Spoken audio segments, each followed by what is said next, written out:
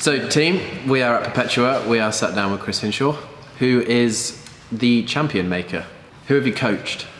I've been fortunate enough to coach a lot of elite level CrossFitters if we look at the CrossFit community. And I started with 2013 with Jason Khalipa, and he placed second in 2013. And then lucky enough, I had a streak of wins with Camille in 2014. In 2014, I've worked a whole year with Katrin, got to know Fraser in 14, Froning in 14, and then just the list continued. I ended up working with teenage athletes and masters athletes. It's been really incredible. But that's the thing, is that I just was one of those pieces that assisted them. It was still the athlete that did all the work. I mean, those are their wins. They're theirs. I just was one of the people that contributed in their success. So we're going to do a quick interview right now. We're going to talk everything athletes, having fun, training, whatever, and a couple of stories. So grab your cup of tea, or if you're in America, grab your Kool-Aid and sit back and relax. When was the last time you drank Kool-Aid? It's been a long time. But you know what I used to do is, they mix the Kool-Aid and have the sugar in there. I wouldn't want to mix it and waste it with the water. I just want to pour the sugar in my mouth and just have that So I would have that probably recently. I've never drank Kool-Aid, so I wouldn't know, but that's absolutely fine. How did you meet Jason Khalipa? So I met Jason Khalipa after being at his gym for about a year. I was at Santa Cruz Central for 3 years, and then I decided to find someplace closer to home. Went to NorCal CrossFit. I was there and ran into him after doing the workout Helen.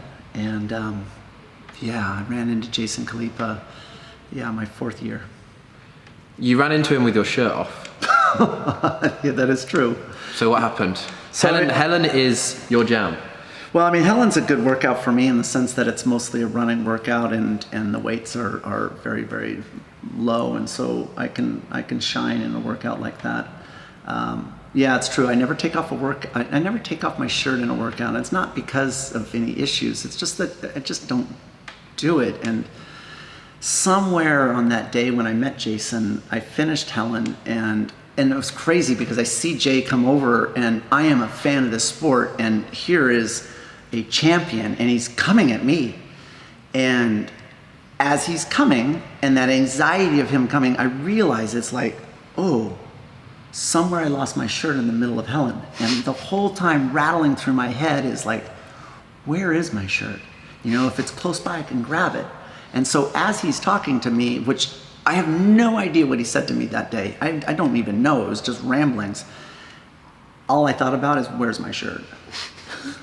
Did you beat him in that workout? So he was just watching because the owner of the gym, and I'd been at that gym for a year, and it was kind of cool. I mean, I love the anxiety before a workout. I mean, as a competitor, I love that. Matter of fact, the greatest feeling in the world is when you're at the Ironman in Kona, and they start counting down the clock, and it's 10 seconds to go. And that rush of just like that, I think that's why I like CrossFit, Let's go into that, because your background is obviously Ironmans.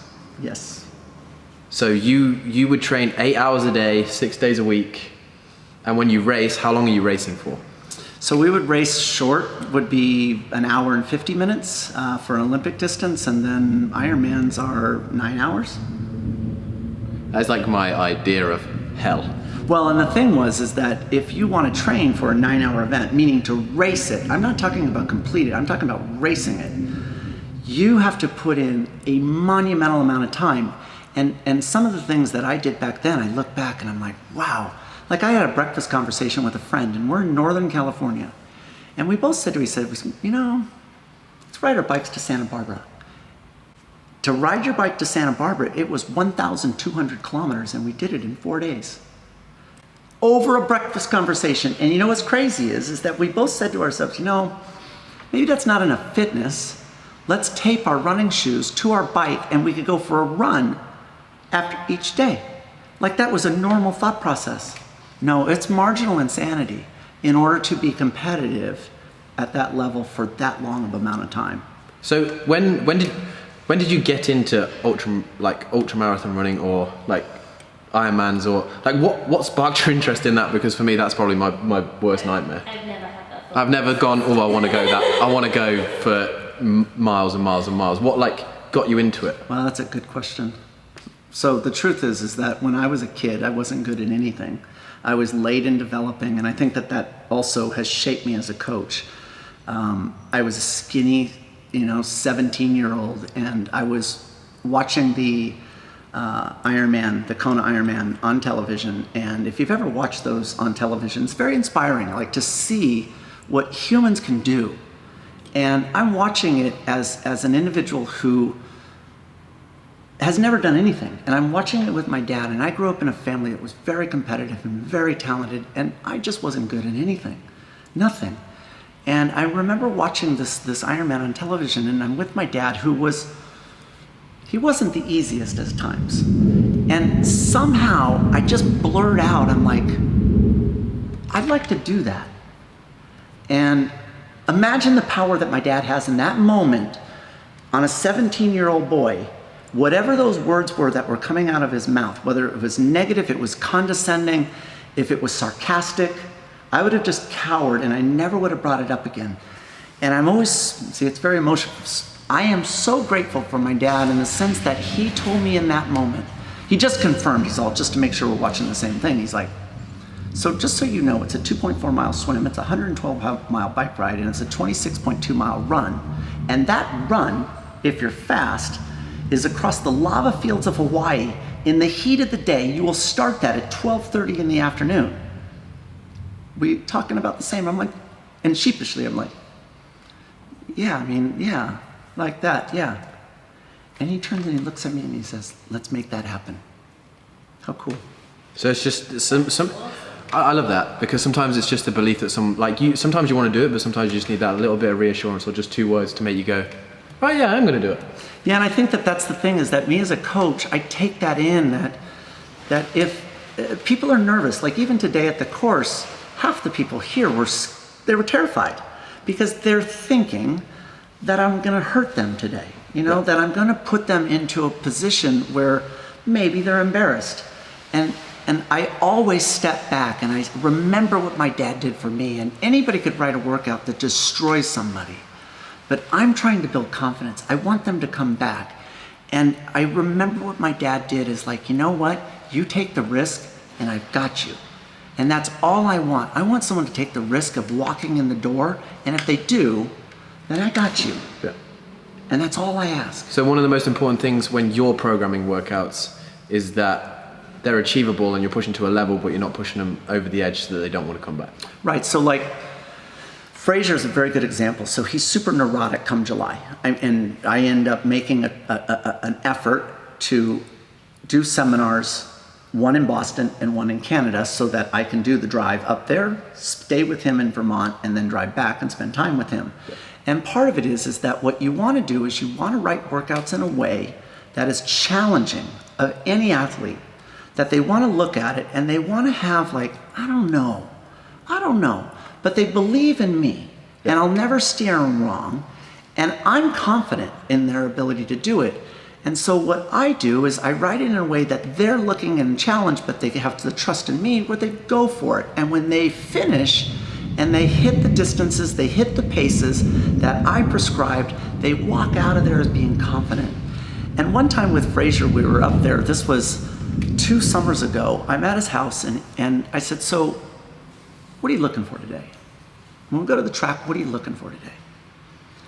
And he says to me, he says, Chris, you know what I want? I want a workout that scares me. I want you to scare me. So I'm all right. We're gonna run 16 rounds and you're gonna run 200 meters, and I need you to run that in 38 seconds. And then you're gonna follow it up with a 100-meter jog in 38 seconds. And you're gonna do 16 rounds unbroken at the heat of the day. No rest, in between efforts. Was that on film?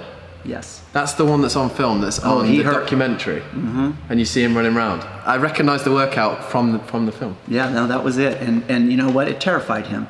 But the thing is that he did it and he was successful. And when you do a workout that literally you look at it and you're like, that is not doable. But I look and I say, you know what? I'm 100% convinced that you can do it. Trust me. And when that happens, not only does the relationship grow, but it's also he grows because he did something that was impossible.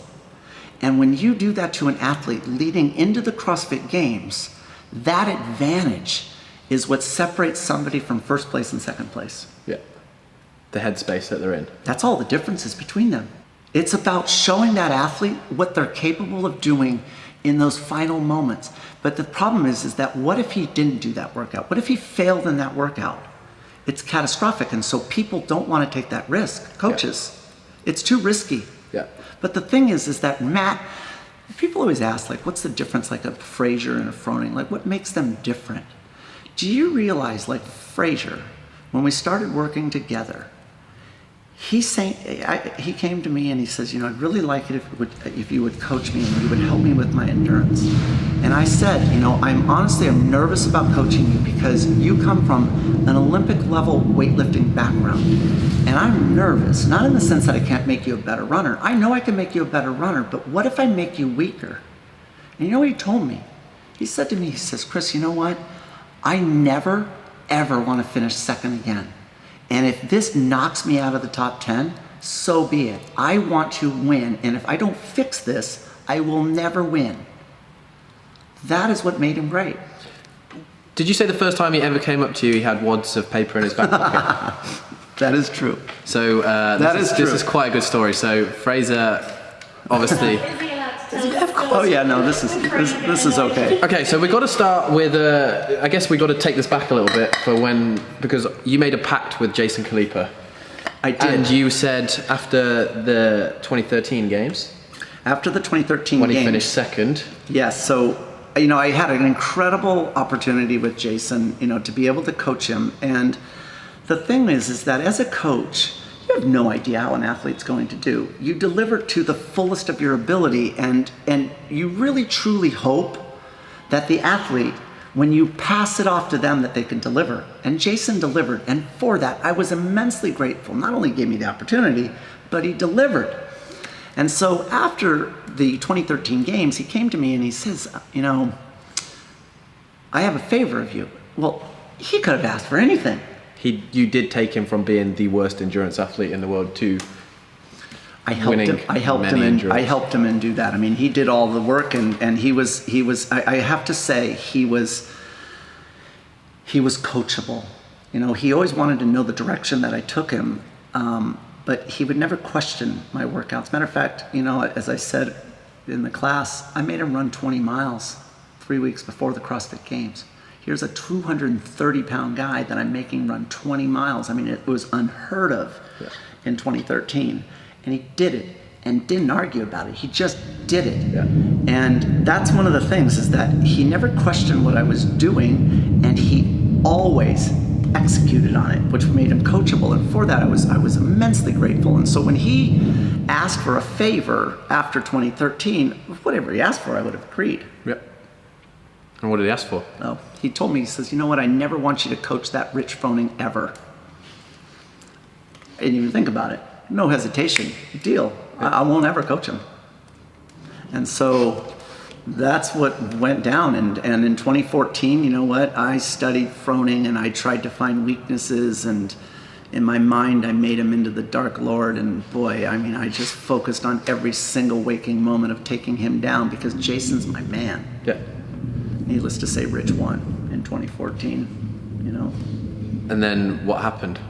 How did you then end up being the coach of Rich Froning? So what happened was, so Khalipa wins the games in 2008. He then in 13 gets second, and in 14 he gets third. So he did that, and he covered all spots, which was cool. But then he got invited to the CrossFit Invitational, part of Team USA, which was in my hometown. And I got to know Rich Froning a little bit in 2014 at the end of 333, where he was just devastated. And I've never seen a man so humbled by a workout. And that appealed to me. I liked the fact that he was lost. He didn't know what happened to him. And there was this panic and anxiety and that appealed to me.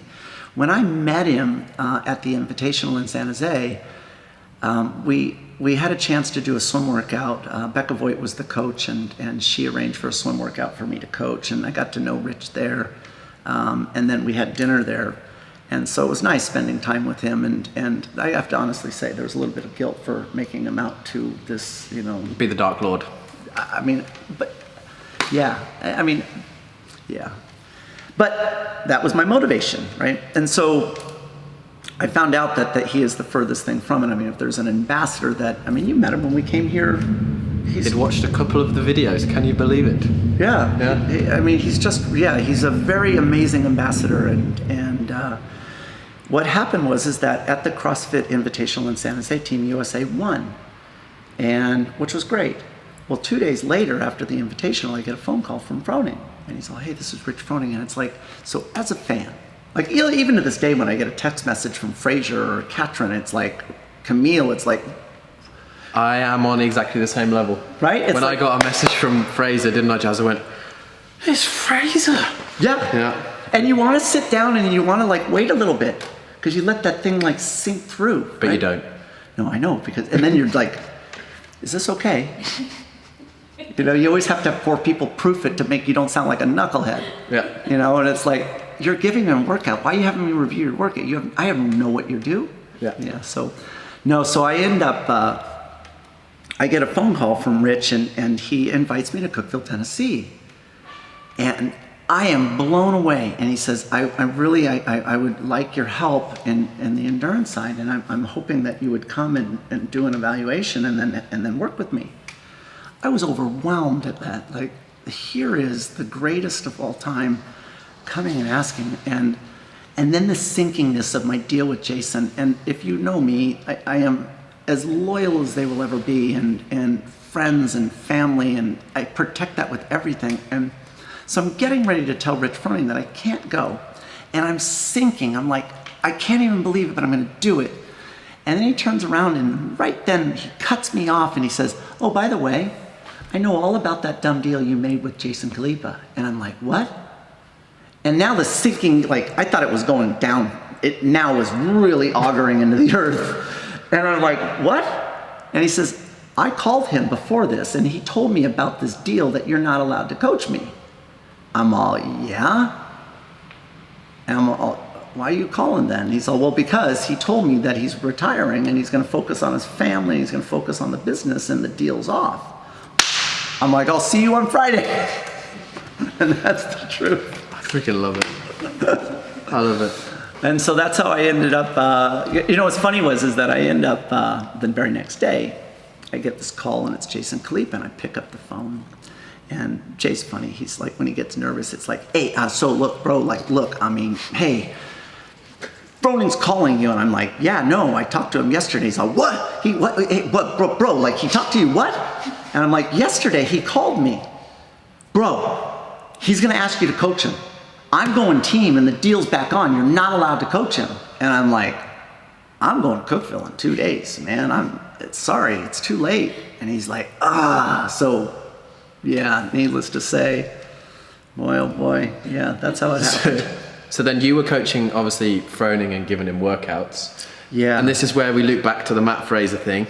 Oh, yes. So Fraser, obviously you met him, I don't know, where did you meet him? So I happened to do with Ben Bergeron a aerobic capacity course at the end of 14, early 15. And Matt happened to be there. And he came up to you afterwards? No, so at lunchtime he comes up to me, and so Matt, the thing that I love about Matt, he's smart. Yeah. Right? I mean, he's really a smart person, and he's inquisitive. He wants to learn, and he's also not shy. So part of it is that he is trying to find out pieces of information, but he's also sniffing out whether or not it's real, whether or not you truly know. And he comes in unassuming. And so the naive person is sitting there going, oh, this guy's not very sophisticated, when in fact, he's picking the pieces apart. So when he comes in, he starts asking me some questions. And I'm like, this guy kind of knows what he's talking about on the aerobic side. And then he spills out that he's been doing some running workouts. And then he spills out that he's doing personalized paces with specific numbers for distances that he's doing. And I'm like, now you have to remember, this is at the end of 2014. Nobody's doing that work except for me. And I'm like, how does he know all of this pieces of information? Like, this guy's good. Yeah. And he's a weightlifter. And I'm like, so I said, how do you know all this? And he says, oh, Rich Froning's programming for me. Rich Froning's programming your running workouts. And Rich Froning has given me so much anxiety in my life. So I go back and I'm like, and the whole time I'm like trying to keep my cool. And he, I know, sees me panicking, and I'm like, so he's providing you run workouts? Oh yeah, no, he provides me, like, I got them all right here. I got like, he's sent me like 5 weeks of workouts. He's got a stack of paper wadded up in his pocket, like, and it's all, and I'm like, do you mind? And he hands it to me, and I'm like, I can't even believe I'm prove that Rich Froning is ripping me off. I can't even, I mean, could you imagine, the whole thing is unraveling. So I open up this wad and I look at it and I'm like, oh my gosh, like he literally cut and pasted my workout, wait. And then I see my email address and I go, dude, you see this? That, you know that's my last name and that's my first name. This is my email. Oh, I guess I've been doing your workouts for the last 4 or 5 weeks. And so he's all, do you mind if you just send them to me direct? And that's how I got to know Fraser. It's funny how you meet people in this world, isn't it? Well, that's why when people say, you know, it's a small world, it truly is a small world. But the key is that you want to always put yourself out there. I mean, part of it is like, you want to take advantage of opportunity. And every time you're given an opportunity, you want to deliver. You know, it's one of the things that I tell people. It's like, I just did a What's Rich Doing weekend, you know, where he brings people in, he charges $1,000 for a 2.5 day experience. And he asked me, he said, hey, would you be willing to do an endurance workout for the group on Saturday morning? I'm all, yeah, sure. You know, and I said, well, what's the time restrictions? He's all, Chris, you do whatever you want. So I had open season. When Rich Froning tells me that, I now, unfortunately, because it's Rich Froning and the respect I have for him, I stay up all night. I got this workout, I got this layout, I got 40 people, I got 6 coaches, I got to rotate in this way, I want to work this time domain, I want to do this little thing. I literally stay up all night, and it's for Rich Froning, who I have, you know, worked with since the end of 14. But the thing is that imagine if I rolled back the clock and it was 2014 and he says, hey man, I got this event at my gym, would you be willing to come out and do an endurance event? I want to make sure that I never lose that feeling and the respect that I have for these opportunities.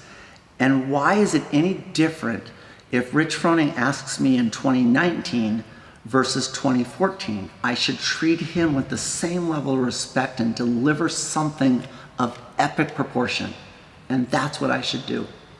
And for me, I think that people, if they're given an opportunity, they don't take advantage of those things. They lose sight that it's like they get lazy and they don't deliver. And my feeling is like, you know what? I'm so grateful to be in this sport that any chance I get, like this course, I love this course more than, I love it.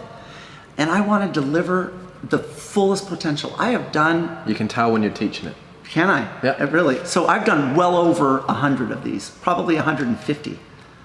And each time for me, I want to deliver it like it's the first. Yeah. And I think that that's really important. And I think that if you put yourself out there in that way, the world gives you opportunities. And what you want to do is you want to make sure that the people that come in contact with you, it somehow resonates on some level. And so that, like that What's Rich Doing weekend, you know what? I did it for free. I got no money for it. And afterwards, Rich comes up and he's like, dude, that was incredible. And you know what? That's all I'm looking for. So we all had a debate in the class. You know, everyone goes on about Rich Froning versus Mat Fraser and blah, blah, blah. Like, we're not going to go into that because it's like, they're two completely different, like, eras of athlete. Mm-hmm. And they're both insane and you couldn't put them together.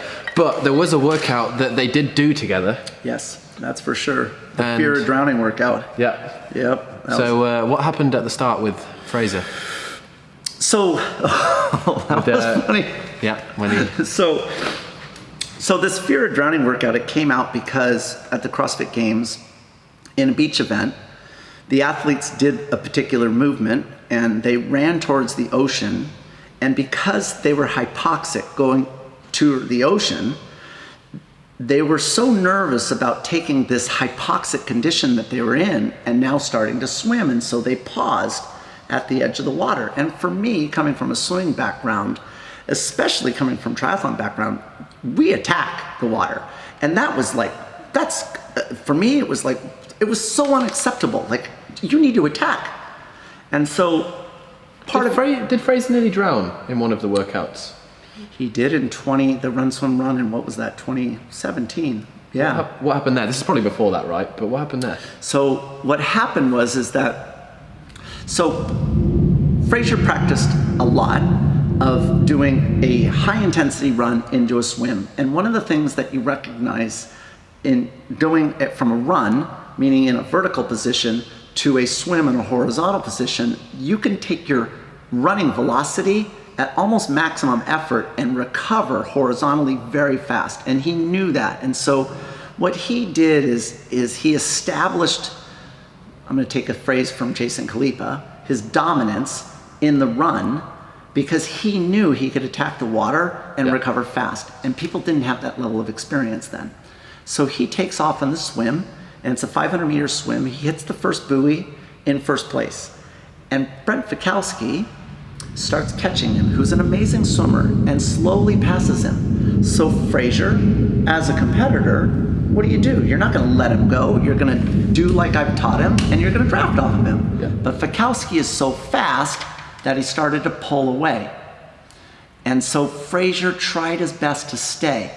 And what happened is the assumption, because there's no one that saw really, because, it was just looking together based upon video.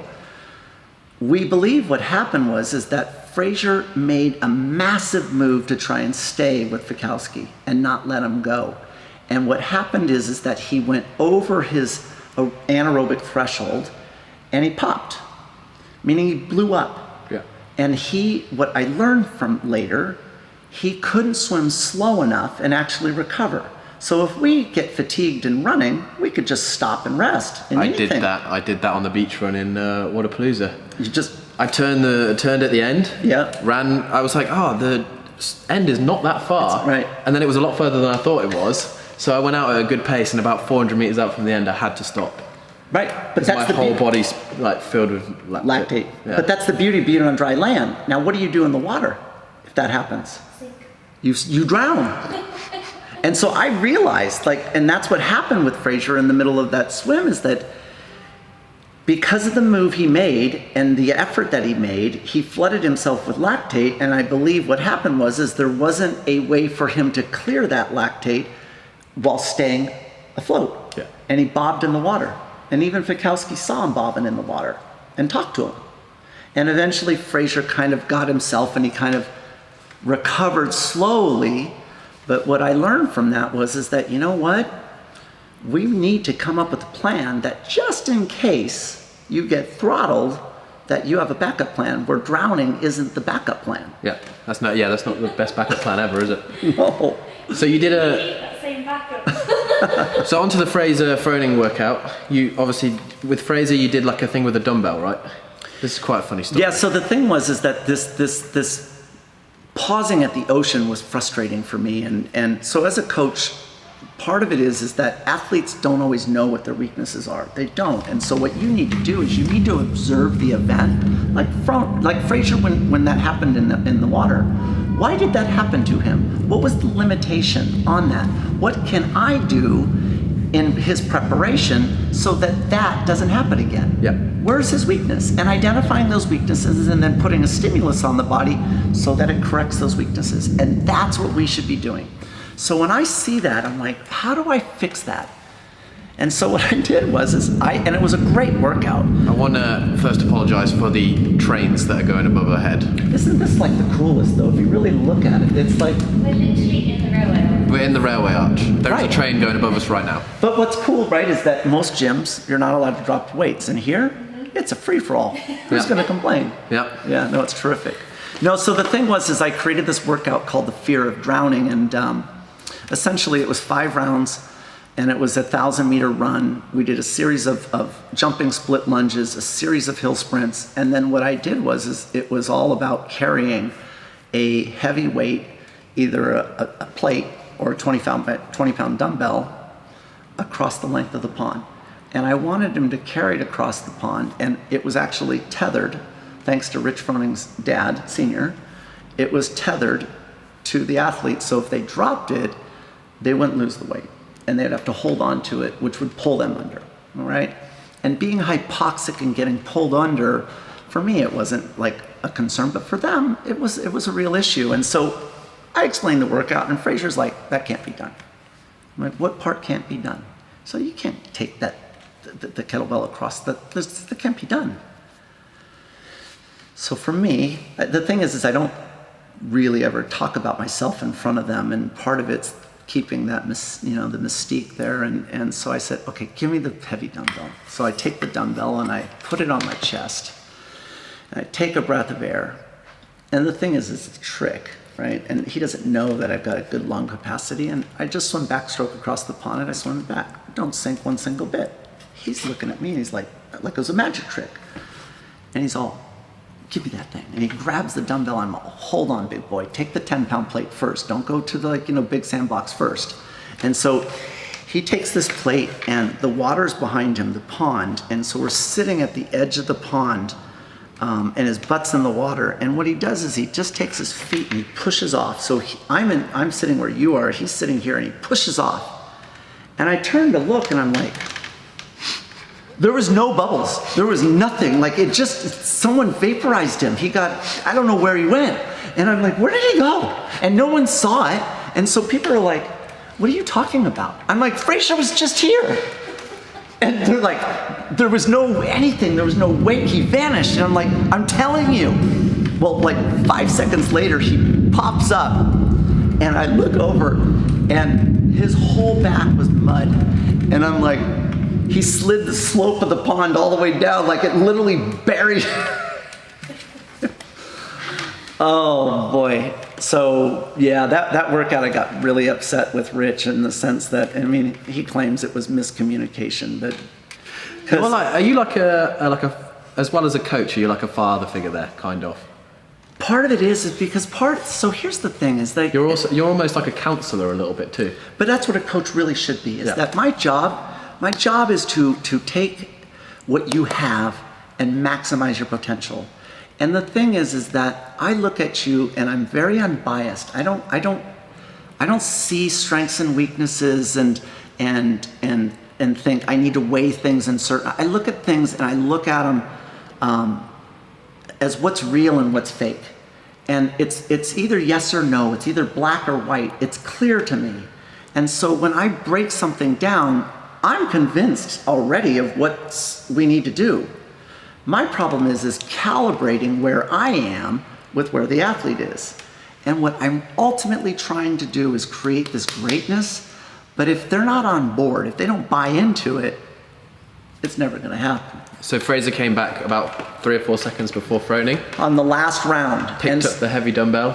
So he did just like I said. I'm standing there and I said, pick up the heavy dumbbell. And the thing was that what would happen is that they had to literally physically move the dumbbell that was tethered as it was sinking in the mud of the pond and move it across. So his head was above the water. So Froning comes by about, 10 seconds max later, and I yell at him. I'm like, pick up the dumbbell. He doesn't. He picks up the 10-pound plate, and Froning's a good swimmer. He literally could take a 10-pound plate and use it as a hand paddle. So I'm screaming at him. Literally, and as he is ignoring, and he's looking at me, and he just dives right in, and I lose my mind. I'm like, because part of it is that if you lose the respect of the athlete, if you lose the fact that they're no longer coachable, then where are you? Yeah. So this was a defining moment in the relationship in terms of where I was. I realized in that moment that if he is going to do his own thing and not pay attention to what I'm asking of him, then what am I doing here? Yeah. I'm on fire. So I don't want that to happen. And I'm telling him, Rich, even yelling at him, Lyle, Well, Fraser hears me screaming. So he's listening and he stops and he then swims back in. And I'm like, what are you doing? And he grabs the 10-pound plate and dives in after Froning. And I'm like, what is happening? Well, Froning beats Fraser in the workout. And we also need to set the scene here. What was it like? Because you said it was a nice sunny day. There was people around. Oh, Hillary Froning was there. I mean, there was a lot of people. I mean, it's beautiful. At Senior's house, Rich's dad's house, it is beautiful. And you know what? In the middle of summer, it is spectacular. I don't know, have you ever seen the 4th of July stuff where you're going down the water slide and, riding surfboards? That's what it's like. Yeah. All right. And so that's the scene. People are laying out and it's kind of music is playing. Meanwhile, you got me losing my mind. I mean, I must have made it's really kind of embarrassing, actually. And I pass Hillary Froning as she's laying out in the sun, and I said, this is a defining moment. And she said, you're looking really upset. And I'm like, that's because he's not listening, and I'm thinking about going home. And he said, well, you go give it to him. Like, encouraging me, right? And I'm like, just throwing on fire. So I'm following around the pond, and I'm waiting for him to get out of the water where I'm just going to, Well, I don't realize it, but I have Nick Palladino and Angelo DiCicco that are behind Rich and Matt.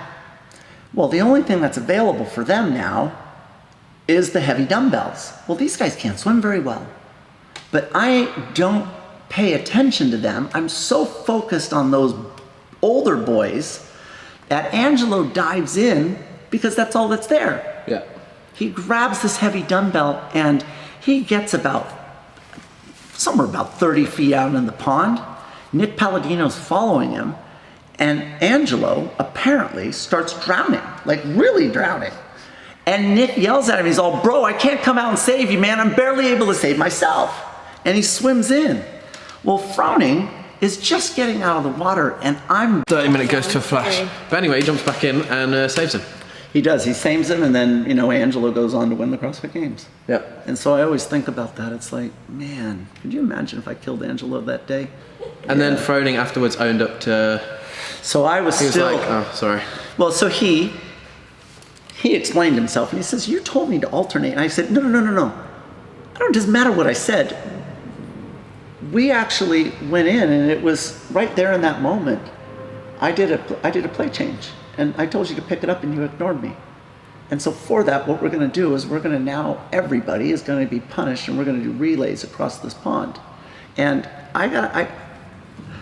Rich is first class. He turns around and he says, you know what, guys? It's my dad, and I'm sorry. And he says, let's just get this done. Was Rich the most unfit athlete when you first worked with him? I think in the movement of running he was, in the sense that games athletes. Yeah. Yeah, I mean, one of the things that people always ask me is that if you compare when you started Jason Khalipa versus you compare Rich Froning, who was weaker in terms of their endurance? And it was Rich Froning. And it is because Rich Froning's, so part of where I evaluate athletes is when you do a particular effort at a particular time domain and you compare it with another effort at a longer time domain, we look at the degradation of speed. And that fatigue factor, that coefficient of slowing tells a lot about whether or not they're anaerobically fit or aerobically fit. Yeah. And if I'm looking at endurance, aerobic fitness and that rate of fatigue matters. And Rich Froning had the greatest percentage of fatigue as he went into longer and longer time domains, much greater than Jason Khalipa. And so for the opportunity with Rich to help him improve the running, that by the time that happened, I was really confident that I could improve his running. Like that was relatively simple. How did you get into CrossFit? I don't know this story. How did, obviously from being a triathlon or an ultra marathon runner or Ironman, what happened to then you being in CrossFit? So triathlons, I trained a lot. We were doing 6-hour, 8-hour days for 7 years and racing all the time. And it was destructive on the body, all of that volume. And I left the sport because I just couldn't get down a flight of stairs anymore. I could make myself do an Ironman, but I wasn't healthy anymore. And so I left the sport really at the top of my game. And life just goes on, and it's not like there's regret, but you know what, you struggle. And I was introduced to CrossFit by Annie Sakamoto, so one of the original Nasty Girls, and she invited me down to Santa Cruz Central, you know, the original mothership, and eventually I worked up the interest to going in there. And I have never been ever afraid of working out. I've never been afraid of anything, like just because of my background. Like, and if I lost, that's fine.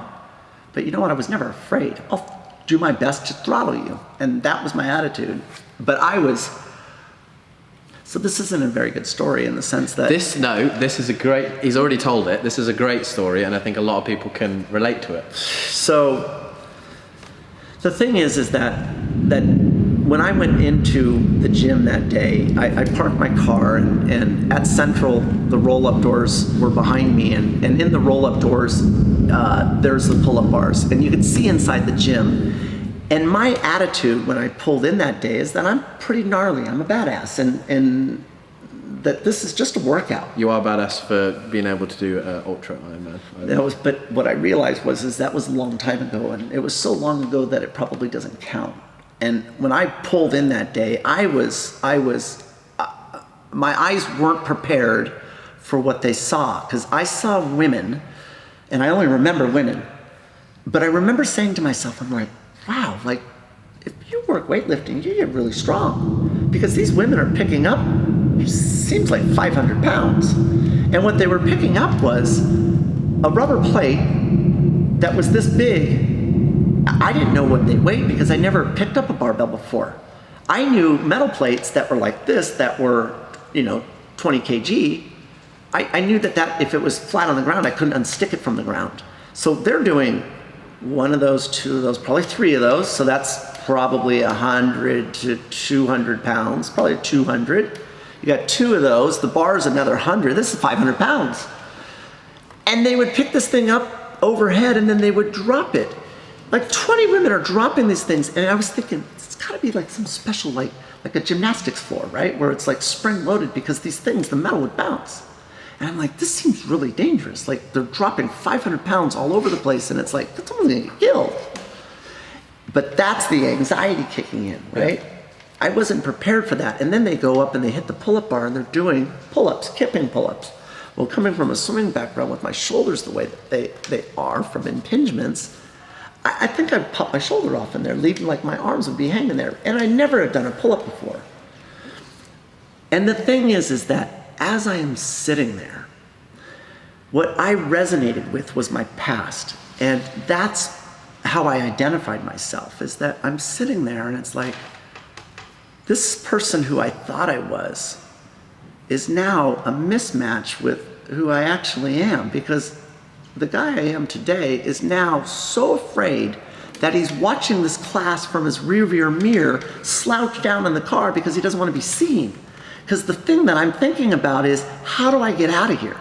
Yeah. Well, as soon as the class like consolidates afterwards, and they all bunch in, I'm like, now's my chance, and I back up and I bail. And my home is 60 minutes away, and imagine, that was 10 and a half years ago. I mean, imagine that drive and reconciling that who you thought you were isn't who you are, and you have to readjust that you know what, I'm now the guy that's too afraid to exercise.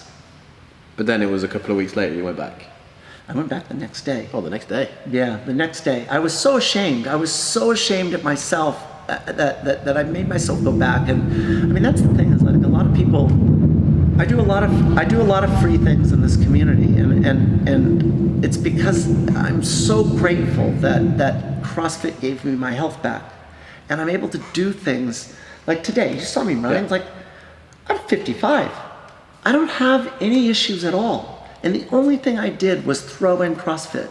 That's it. That's all that I did, and I'm grateful for that. And those were tough moments, though, to restore my health, but it's something that I carry with all the time, that you know what, I'll fight for this brand, because you know what, when you're older, it's your family, it's your friends, and your health, and that's what CrossFit gave me, and I'm so grateful. You wouldn't be where you are now if you didn't go back that next day. No, and to think that I gotta wear this. This is mine. You wouldn't be coaching Fraser. You wouldn't be coaching Froning. You wouldn't have coached Khalipa. Yeah, I think that all of that. I mean, I think about all of Katrin. that. The list is such amazing people. I mean, you've met them. Yeah. I mean, it's truly incredible. Like to sit and think that this is your job, and that's why it's like I don't want to lose sight of that. I want it to continue, and I take a lot of pride in the people that come to my course, but I also take pride in the opportunities with athletes. Is that I'm grateful, and I will deliver to the maximum of my ability because of that perspective. Yeah. Didn't you say at one point you nearly turned down going to? This is going completely off topic from where we were. The battery's flashing. That's so fine. we need to- Last 2 minutes. You nearly turned down coaching Fraser because you thought Froning. You nearly turned down coaching Froning because you thought you were going to break him. And then your wife at the time. Yep. So my wife Heidi. So Yeah. she's Froning. Like when he calls, we're at parties big time. But then the ether wears off, and she's like, "What's wrong?" I'm like, "It's about this thing with Rich. What's wrong? It's not that I can't make him a better runner. I got that. But what if I ruin him as a CrossFitter?" So she just smartly looks at me and she says, "So I'm just curious, how long will it take for you to ruin him?" I'm like, "What? How long will it take for you to ruin him as a CrossFitter?" I'm like, "I don't know, honey. Like I'll ruin him in 3 months." Okay, then you go to Cookville, you hang out with Rich Froning, you enjoy that, and then when you ruin him, you stop doing the CrossFit side, and you still have a regular job, just go back to that and disappear from the sport. I'm like, "For real?" She's all, "Yes," and that's exactly what I did. But you didn't ruin him. You made him the champ that he was. Yes, I mean, I'm very grateful that he once delivered on that, and I mean, that's the thing, is that I just want the opportunity, and if an athlete is willing to do their work, I think that we can deliver, that next level, and Rich, you know what, he gave me opportunity, but he also delivered. Since making Matt run, since making Rich run, Camille they've both run, got stronger. Katrin, All got stronger. every So, one of them. team, to finish off this vlog, just do more running. And if you want some structured, decent running, go to aerobiccapacity.com. Thank you, man. No worries. Then you can be with the greats. Do you know that Katrin, so you don't know the story, but Katrin, after Jason Khalipa gets second place, Katrin contacted Jason Khalipa. She was 19 years old. And she says, "Would you be willing to coach me?" And Jason said, "I'm really not doing one-on-one coaching. I really appreciate it." And she writes back and she says, "Well, I understand and I appreciate that. But what I'm really impressed by was your endurance, and I'm interested, can you share with me how, the workouts, or like how you trained for that, and how did you coach yourself for that?" And Jason wrote back and says, "I've copied Chris Hinshaw on this email. He's my endurance coach." Well, Katrin, all she was interested in is getting my contact information. She didn't want to be coached by Jason. She wanted me. And Boss. isn't that incredible for a 19-year-old that she took that and she said, She "You know knew what?" there and then. Which is amazing that someone would take that initiative at that age to go out and source the opportunity to get to that next level. She knew she had the raw talent. She then just had to find what could take her above and beyond. And that was in September of 2013.